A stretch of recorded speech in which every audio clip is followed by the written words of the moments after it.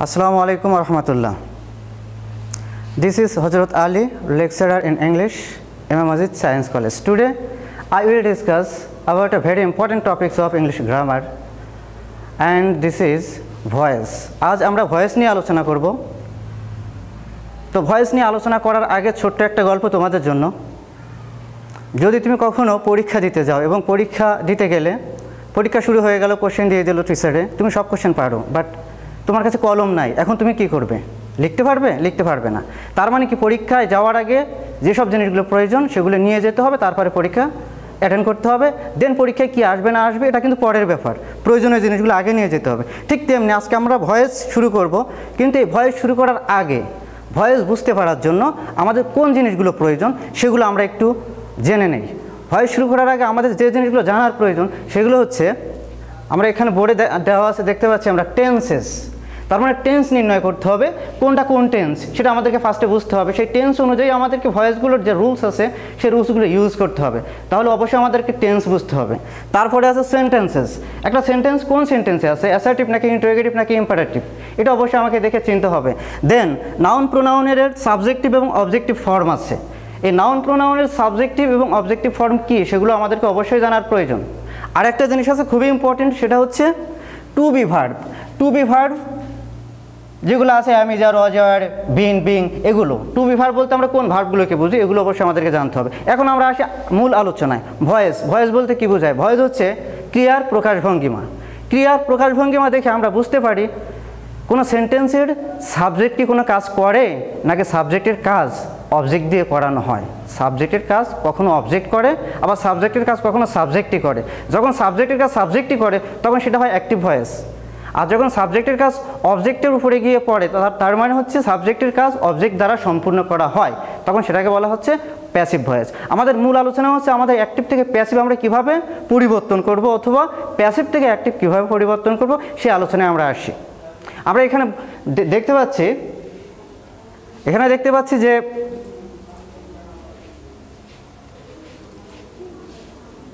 Voice হচ্ছে দুই প্রকার, একটা হচ্ছে অ্যাক্টিভ আর একটা হচ্ছে প্যাসিভ। যে সেন্টেন্সের সাবজেক্ট নিজে সক্রিয়ভাবে কাজ করে সেই সেন্টেন্সের ভার্ব অ্যাক্টিভ হয়, ঠিক আছে, সেটাকে অ্যাক্টিভ ভয়েস বলতে পারি আমরা। আর যে সেন্টেন্সের সাবজেক্ট নিজে কাজ করে না, বরং সাবজেক্টের কাজ ভার্ব অবজেক্ট দিয়ে করানো হয়, সেটা হচ্ছে প্যাসিভ। আমরা এখানে একটা উদাহরণের সহিত বুঝতে পারি।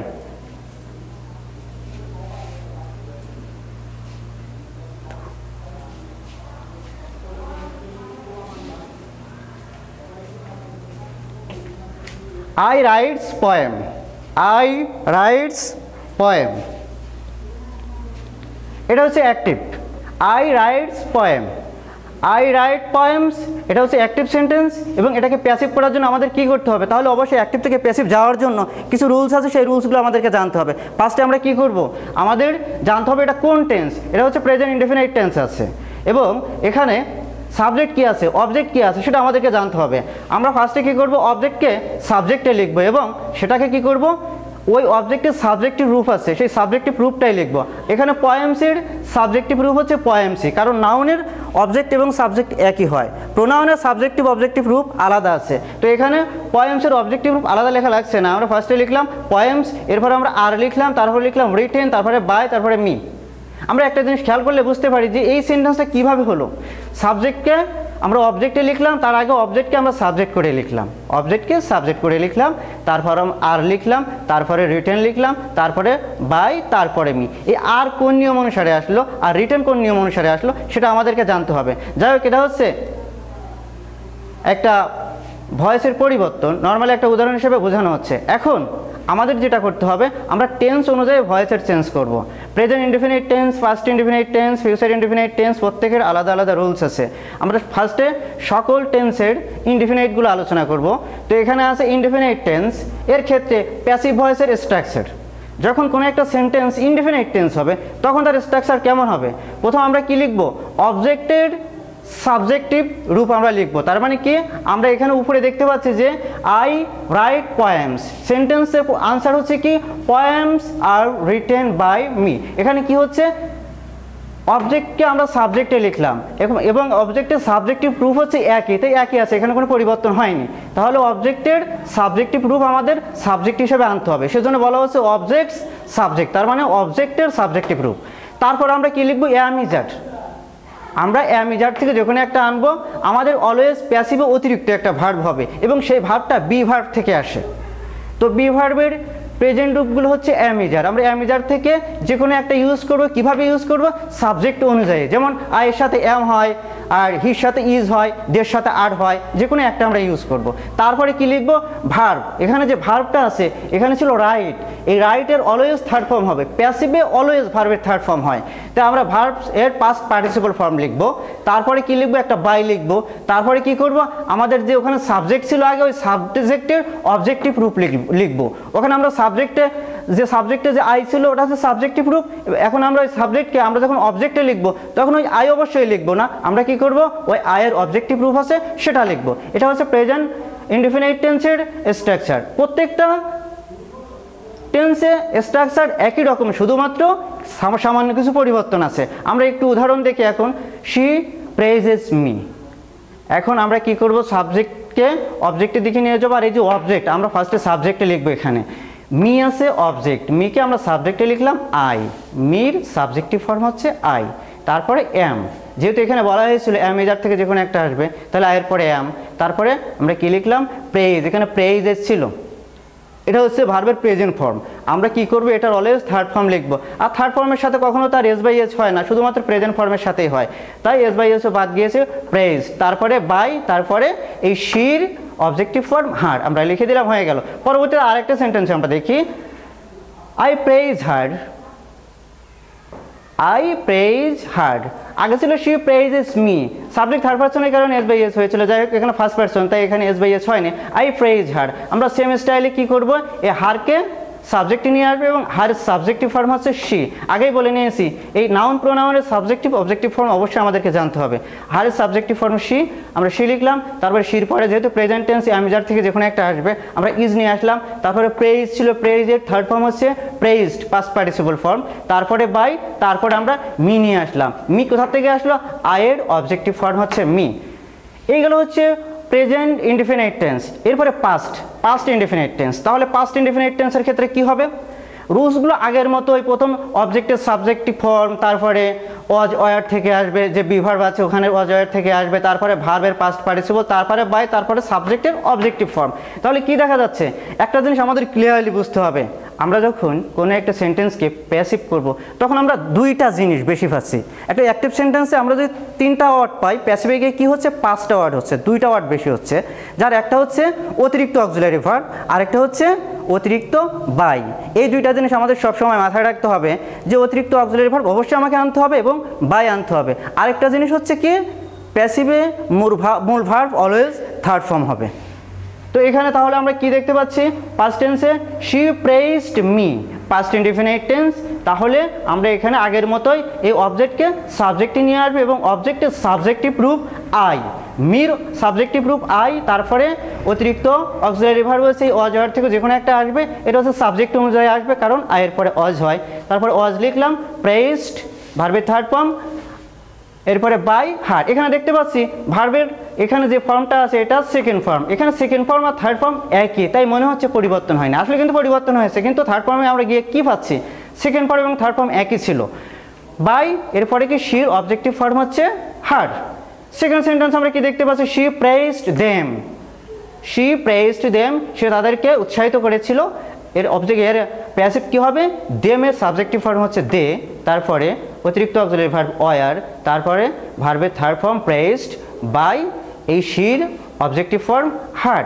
এখন আমরা দেখব ফিউচার টেন্স। ফিউচার টেন্সের গঠনটা কি? গঠনটা আগের মতোই, অবজেক্টিভ সাবজেক্টিভ ফর্ম ইউজ হবে, তারপরে shall be will be use হবে, তারপরে ভার্বের পাস্ট পার্টিসিপল ইউজ হবে, তারপরে বাই, তারপরে অবজেক্টের সাবজেক্টিভ ফর্ম ইউজ হবে। উদাহরণে কি দেখতে পাচ্ছি? She will praise me, future indefinite tense এটা, শি উইল প্রেইজ মি। আমরা এটাকে কি করব? প্যাসিভ করব। তাহলে মিটাকে আমরা ফার্স্টে নিয়ে আসবো, মির সাবজেক্টিভ ফর্ম হচ্ছে আই, তারপরে শ্যাল, তারপরে বি অতিরিক্ত অক্সিলারি ভার্ব যেটা বি, প্রেইজড মূল ভার্বের থার্ড ফর্ম প্রেইজড, তারপরে এখানে হচ্ছে বাই হার। তাহলে হয়ে গেল। আমরা এখানে দেখতে পাচ্ছি প্রেজেন্ট ইনডিফিনিট টেন্সে অতিরিক্ত, প্রেজেন্ট ইনডিফিনিট টেন্সে অতিরিক্ত অক্সিলারি ভার্ব হচ্ছে এইখানে আমরা যে দেখতে পাচ্ছি এই to be verb, to be ভার্বের মধ্য থেকে আমাদের প্যাসিভে যতগুলো অতিরিক্ত অক্সিলারি ভার্ব ব্যবহার হয় এই সব ভার্বগুলো কিন্তু এখান থেকে আসে, টু বি ভার্ব থেকেই। প্রেজেন্ট ইনডিফিনিট টেন্সে am is are হচ্ছে অতিরিক্ত অক্সিলারি ভার্ব, পাস্ট ইনডিফিনিট টেন্সে was were অতিরিক্ত অক্সিলারি ভার্ব, আর ফিউচার ইনডিফিনিট টেন্সে এই বিটা আসবে অতিরিক্ত অক্সিলারি ভার্ব হিসাবে। তো আমরা এখন ফিউচার ইনডিফিনিট টেন্সে দেখতে পাচ্ছি, কি দেখতে পাচ্ছি? ফিউচার ইনডিফিনিট টেন্সে এখানে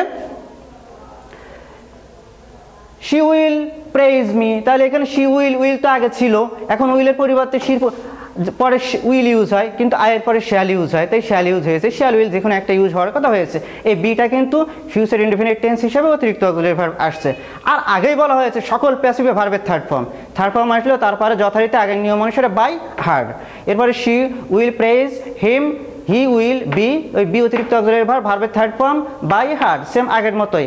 এরপর আমরা যাই কন্টিনিউয়াস টেন্সে। সকল কন্টিনিউয়াস টেন্স প্রেজেন্ট, পাস্ট এবং ফিউচার প্রত্যেকটা আমরা কিভাবে করব?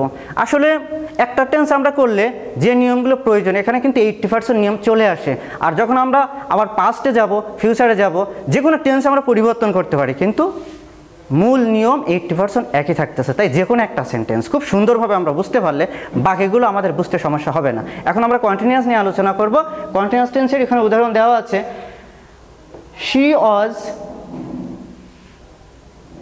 এটা কন্টিনিউয়াস টেন্সের পাস্ট হয়ে গেল। আমরা প্রেজেন্টে দেখি, she is praising me, present continuous tense. সকল কন্টিনিউয়াস টেন্সে অতিরিক্ত অক্সিলারি ভার্ব কি আসবে? বিং আসবে, বিং। তাহলে কি এখানে আমরা মিটাকে আই নিলাম, তারপরে আয়ের পরে এম, এর পরে বিং, অতিরিক্ত অক্সিলারি ভার্ব হিসেবে আমরা এখানে আনছি বিং। এরপরে মূল ভার্বের থার্ড ফর্ম আনলাম আমরা, তারপরে বাই, তারপরে হার্ড। তাহলে হয়ে গেল। কিন্তু শুধুমাত্র মনে রাখতে হবে এখানে অতিরিক্ত অক্সিলারি ভার্ব আসবে বিং সকল কন্টিনিউয়াস টেন্সে, present continuous, past continuous, future continuous সবগুলোতে অতিরিক্ত অক্সিলারি ভার্ব বিং। পরবর্তীতে আমরা এখানে সেকেন্ড সেন্টেন্স কি দেখতে পাচ্ছি? She is praising them. তাহলে এটার আমরা প্যাসিভ করলে দেমের সাবজেক্টিভ ফর্ম দে, তারপরে অ্যামিজার থেকে যে কোনো একটা আসবে। তাহলে এখানে দে, আগে শির পরে ইজ আসছিল, এখন দের পরে কি আসবে? অবশ্যই আর আসবে, দের পরে তো আর ইজ ইউজ হবে না। আর তারপরে এখানে অতিরিক্ত অক্সিলারি ভার্ব হিসেবে বি আসছে।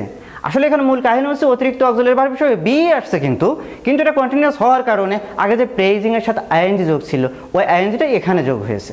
কারণ আমরা যখন প্যাসিভ করব তখন মূল ভার্ব অলওয়েজ থার্ড ফর্ম হয়, আর থার্ড ফর্মের সাথে তো আর কখনো আইএনজি যোগ হয় না। তাই আমরা কি করি? অতিরিক্ত অক্সিলারি ভার্বের সাথে আমরা আইএনজি যোগ করে এটাকে কন্টিনিউয়াস যে টেন্স, এটা যে কন্টিনিউয়াস টেন্স সেটা আমরা বুঝিয়ে দিয়েছি। তো বিং করলাম, তারপরে প্রেজ করলাম বাই হার্ড। আমরা এখন যাচ্ছি পাস্ট ইনডিফিনিট, পাস্ট কন্টিনিউয়াস টেন্সের অ্যাক্টিভ থেকে প্যাসিভ করার নিয়ম। She was praising me. এখন আমরা কি করব? তাহলে অবজেক্টকে সাবজেক্ট করলাম আই, তারপরে ওয়াজ, তারপরে বিং, তারপরে ভার্বের third form praised by her. Second sentence, she was praising them. আমরা কি করব? দেমকে they were being praised by her. Future continuous টেন্সে আমরা কি দেখতে পাচ্ছি? ওই স্ট্রাকচারগুলো তো সেমই আগের মতো, কিন্তু অতিরিক্ত অক্সিলারি ভার্ব হিসেবে এখানে কি আসবে? বিং। তাহলে শ্যাল বি বিং আসছে এখানে। আমরা এখানে সেন্টেন্সে দেখতে পাচ্ছি she will be praising me. এখানে ভার্ব আছে কয়টা? একটা, দুইটা, তিনটা। আমরা জানি প্রত্যেকটা ভয়েসে কিন্তু অ্যাক্টিভ থেকে প্যাসিভ করলে একটা ভার্ব অতিরিক্ত আসবে। তাহলে এখানে ভার্বই দেওয়া আছে তিনটা, এখন আমাদের একটা অতিরিক্ত আসলে কয়টা হবে? চারটা হবে। She will be praising me, সে আমাকে কি করতে থাকবে? প্রশংসা করতে থাকবে। আমরা মিকে আই করলাম, তারপরে আয়ের পরে শ্যাল বি, এই বি আনলাম। এখন আমাদের যে অতিরিক্ত ভার্ব ছিল বি, সেই বি আনলাম, তার সাথে আইএনজি যোগ করলাম, বিং হয়ে গেল। I shall be being praised by her.